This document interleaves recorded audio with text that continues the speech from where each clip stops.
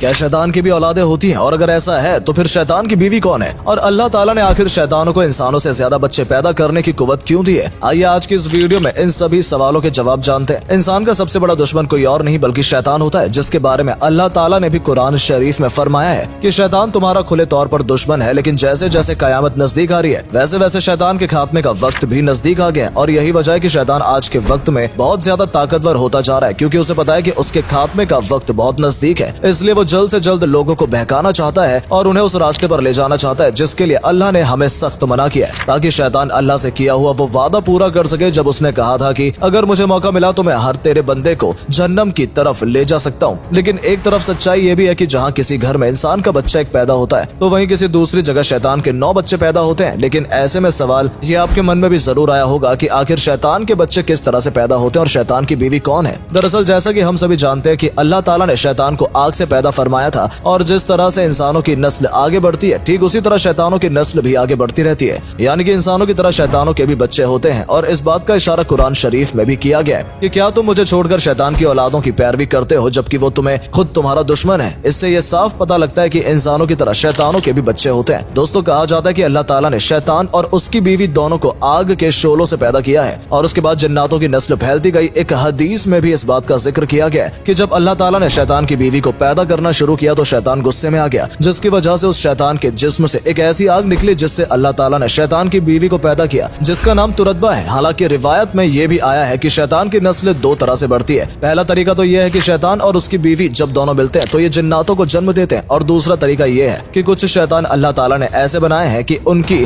दाई रांग में एक आदमी की शर्मगाह बनी है और बाई रांग में औरत की शर्मगाह बनी है, और इस तरह से ये शैतान अकेले भी अपनी नस्ल बढ़ाने लगते हैं। अब एक बार जब एक शैतान ने अपनी ही शर्मगाह के जरिए जब ऐसा किया तो उसके 10 अंडे निकले जिसमें जिन्नात और जिनानियां दोनों थी। दोस्तों, हैरानी की बात तो ये भी है कि इंसानों के मुकाबले शैतानों की तादाद तकरीबन 9 गुना से भी ज्यादा है, क्योंकि जहाँ एक इंसान का बच्चा जन्म लेता है वहीं दूसरी ओर शैतान के 9 बच्चे जन्म लेते हैं। और जैसे आदम अलैहिस्सलाम को हर इंसान अपना वालिद मानता है, वहीं शैतान का बाप अलजाए जिन को माना जाता है, और सबसे बड़ा शैतान इब्लिस को कहा गया है। हालांकि जिन्नात और शैतान दोनों में काफी फर्क होता है, क्योंकि जिन्नात में कुछ लोग ऐसे भी हैं जो मुसलमान हैं, जबकि शैतान जितने भी होते हैं उनमें कोई भी मुसलमान नहीं होता। और इन दोनों में सबसे बड़ा फर्क ये है कि हर इंसान की तरह जिन्नातों को भी मौत का मजा चखना पड़ता है, लेकिन शैतान हमेशा जिंदा रहते हैं, क्योंकि उनकी मौत कयामत से 40 साल पहले मुकर्रर की गई है, जब एक साथ सभी शैतानों का खात्मा किया जाएगा। दोस्तों, रिवायत में आया है कि शैतान के 5 सबसे करीबी बेटे हैं जिन्हें शैतान ने अलग अलग काम बांटे हुए हैं, जो दुनिया भर में जाकर लोगों को बहकाते हैं और उन्हें गलत रास्ते पर ले जाते हैं। जिनमें एक का नाम दंबूर है, जिसे शैतान ने यह काम दिया है कि वो बाजार में जाकर खड़ा होगा और औरतों को मर्द के करीब लेकर आएगा और मर्दों को औरत के करीब लेकर आएगा, ताकि दोनों से गुनाह हो जाए और शैतान कामयाब हो जाए। वहीं शैतान के दूसरे बेटे सबर को यह काम दिया गया है कि वो लोगों के बीच में लड़ाई झगड़ा कराए और लोगों के बीच से मोहब्बत पूरी तरह खत्म कर दे। जबकि शैतान के तीसरे बेटे आउर के बारे में ये बताया गया है कि शैतान ने इसे ये ड्यूटी दी है कि जब भी कोई शख्स अल्लाह की इबादत करे या अल्लाह के नाम का जिक्र करे तो ये उसके जहन में जाकर उसे दूसरे काम करने के लिए उकसाए, ताकि उस शख्स से ज्यादा देर तक अल्लाह की इबादत न की जाए। इब्लीस के चौथे बेटे के बारे में बात की जाए तो उसका नाम आसूद है, जिसका काम भी लोगों के बीच में झूठी बातों को फैलाना है और उनको लड़ाई के लिए उकसाना है। और उसके बाद बारी आती है शैतान के 5वें बेटे की, जिसका नाम दामिस है, जिसकी शैतान ने ये ड्यूटी लगाई है कि ये उन लोगों के घर में जाता है जो लोग घर के अंदर बिना सलाम किए घुस जाते हैं और खाना खाने की शुरुआत बिस्मिल्लाह करके नहीं करते हैं। हालांकि इसके अलावा भी शैतान के कई बेटे हैं और ऐसे कई उसके चेले हैं जो दिन रात इंसानों को बहकाने का काम कर रहे हैं। और इसी तरह शैतान ने अपने 5 बेटों के अलावा बाकी सभी शैतानों को भी अलग अलग काम सौंपे हुए हैं। जैसे कई शैतान किसी इंसान को जिना करने के लिए उकसाता है, तो कोई शैतान किसी दूसरे को मारने पीटने के लिए उकसाता है, कोई शैतान अपने शराब पीने के लिए मजबूर करता है, तो कोई नमाज न पढ़ने के लिए। यानी कम अल्फाजों में कहें तो आज इंसानों से जितने भी तरह के गुनाह हो रहे हैं उनके पीछे शैतान की कोई ना कोई औलाद जरूर है जो इंसानों से इस तरह के काम करा रही है। हालांकि एक शैतान ऐसा भी है जो हर वक्त हर इंसान के साथ मौजूद रहता है। शैतान का नाम हमजाद है, जो इंसान के साथ ही पैदा होता है और उसके मरने के बाद ही उसका पीछा छोड़ता है, और यह शैतान उस इंसान को जिंदगी भर गलत रास्ते पर चलने के लिए उकसाता है। लेकिन अगर इंसान नेक हो और अल्लाह की इबादत करने वाला हो तो फिर यह हमजाद नाम का शैतान कहीं छुप जाता है और उस मौके की तलाश में रहता है कि कब वो इंसान कोई गलती करे या कोई गुनाह करे, ताकि वो उसके ऊपर हावी हो जाए। दोस्तों, हदीस में आया है कि शैतान का घर समुद्र पर है और समुद्र पर ही वो अपना तख्त लगाता है, जहाँ एक वक्त बाद सभी शैतान मिलते हैं और इब्लीस इससे ये बातें बताते हैं कि आज उन्होंने किन किन लोगों को गलत रास्ते पर चलने के लिए उकसाया है और किस अल्लाह के बंदे को ईमान से दूर कर दिया। हालांकि शैतान के ठिकाने के बारे में भी आया है कि जब अल्लाह तबारक व तआला ने अपनी बरगाह से शैतान को बाहर निकाला था तो शैतान ने अल्लाह ताला से ये पूछा था कि आखिर मेरा घर क्या होगा, जिसके जवाब में अल्लाह ताला ने कहा था कि तेरा घर हमाम है, यानी कि बैतूल खला। इसके बाद शैतान ने दोबारा अल्लाह से सवाल किया कि आखिर मेरा ठिकाना कहाँ है जहाँ मैं बैठ सकूं। इसके बाद अल्लाह ताला ने कहा कि हर बाजार हर सड़क तेरा ठिकाना है जहाँ पर तेरी बैठक लगेगी। और जब शैतान ने अल्लाह ताला से कहा कि आखिर मैं खाऊंगा क्या, तो इसके जवाब में उन्होंने ये कहा कि जिस भी खाने पर मेरा नाम नहीं होगा वो सभी चीज तू खा सकता है। इसलिए हमसे बार बार ये कहा जाता है कि जब भी खाना खाने बैठे तो सबसे पहले अल्लाह का नाम जरूर लें, ताकि आपका खाया हुआ हर निवाला सिर्फ आपके पेट में जाए, शैतान के नहीं। हालांकि इसके बाद शैतान ने कहा कि अल्लाह ताला मैं पीऊंगा क्या। इसके बाद अल्लाह ने कहा कि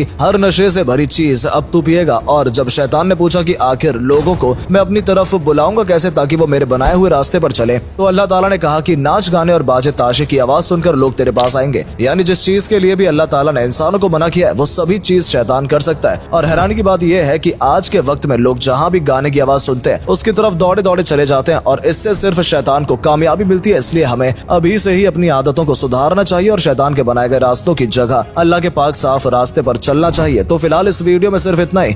आपसे फिर मुलाकात होगी बहुत जल्द ही। हम उम्मीद करते हैं ये वीडियो आपको पसंद आई होगी और इस वीडियो के जरिए अगर आपको कुछ भी जानने का मौका मिला तो अपने दोस्तों के साथ भी शेयर जरूर करें ताकि उन तक भी ये जानकारी पहुंच सके। और अगर आप हमारी इस वीडियो को फेसबुक पर देख रहे हैं तो हमारे फेसबुक पेज को भी फॉलो जरूर कर लें ताकि ऐसी ही वीडियो आप तक पहुंच सके। धन्यवाद।